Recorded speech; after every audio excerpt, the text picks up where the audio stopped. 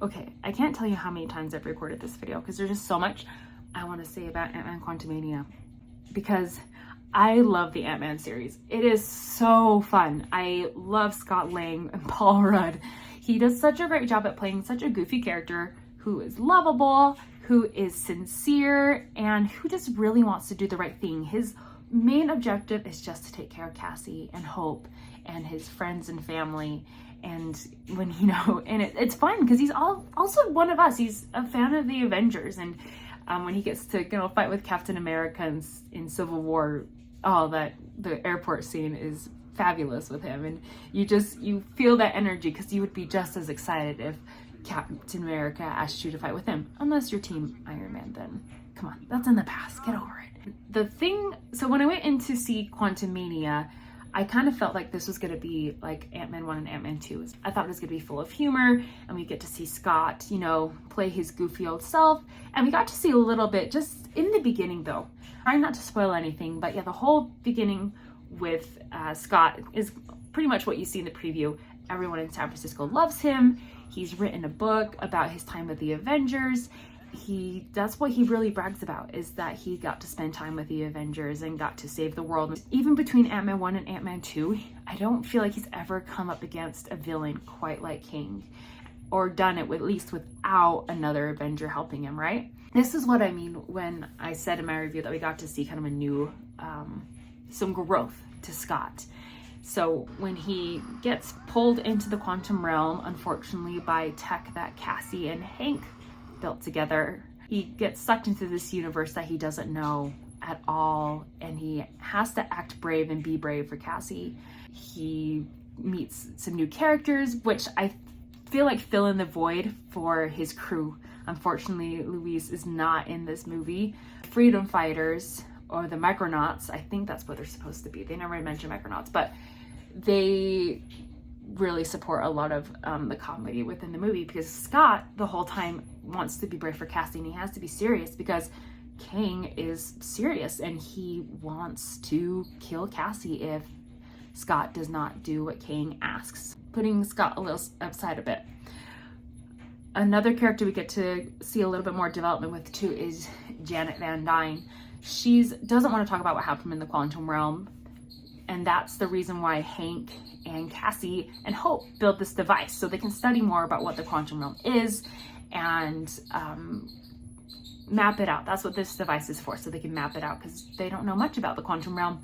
And this is the reason why Janet doesn't want them to study the quantum realm, because she knows that King is there and what King is capable of. She's met him, which is clear in the previews that there was some kind of past with them, and you learn all about that pretty quick. So they also get sucked in the quantum realm, separate from Cassie and Scott. Janet knows exactly what she's doing when she gets there. She goes to Friendly's and she meets up with Kryler, who is Bill Murray's character.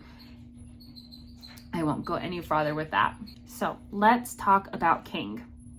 King, we got introduced to in Loki, at least He Who Remains. But we know who King is and what he's capable of through He Who Remains. So if you haven't watched Loki, watch Loki before you go see this movie.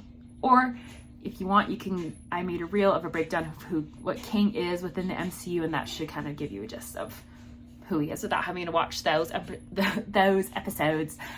Jonathan Majors does a fantastic job at playing King the Conqueror. He brings out the rage of King so much. Anytime Scott outsmarts him, or Janet or Hope or anyone outsmarts him, he just gets furious. But he also he's passionate, because like Thanos, King believes that he's doing the right thing. You'll learn about that motive a lot more in Quantumania. He believes that because he has seen all time and space, and he knows how time ends, that he's the only one that can stop it from happening. And that's what I believe the best villains are ones that believe they're doing the right thing, because they'll do whatever they can to meet this goal. But unfortunately, like Thanos, while King is doing all this, he is destroying worlds, he's destroying civilizations and timelines, and he's also seeking revenge on the variants that banished him to the quantum realm. So it's pretty messy, and we'll leave it at that with King. Some of the new characters that we meet: Quaz, who's played by William Jackson Harper, who we talked about Chidi in The Good Place. Basically what we talked about, he's a telepath, he's a freedom fighter. I feel like his character is really just there to kind of remove unnecessary conversations. He can tell if someone's telling the truth or is lying and can read people's thoughts. So one that's really cool is Jentora, who is played by Katie O'Brien. She's really the one that you can tell is just passionate about how awful Kang is and how much he has tortured the people and has ruined the civilization within the quantum realm, and just has this drive. She's a great representation of being a leader in that realm. And then there's another one, really cute. I think his name was Ev. They didn't say his name very much, but he's this little pink squishy guy. And he provides a lot of comedic relief in this movie. So, without giving too many spoilers, the movie has a great balance of the comedic moments that we love to see in Ant-Man movies, but it also has a lot of heart and it has a lot of heavy moments as well. Paul Rudd, again, does such a fantastic job in this movie of being angry and scared. You can tell that just like any parent, that he's trying to be brave in front of Cassie. He's this average guy who just has an amazing suit that has to go up against the big baddie, and he doesn't know how this is going to end, but you can tell that he sort of feels like that this is gonna be the end, and he's willing to do whatever it takes just to make sure Cassie is safe and Hope is safe. Just be ready to see a side of Scott that we're not used to.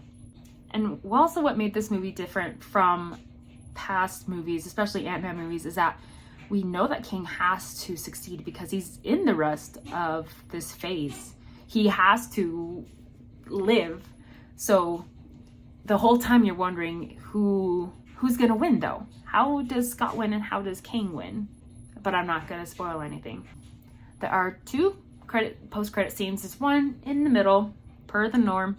This one does a good job at kind of showing us what's going to happen next with within the MCU with Kang, and the end credit scene is the one that all us fans loved.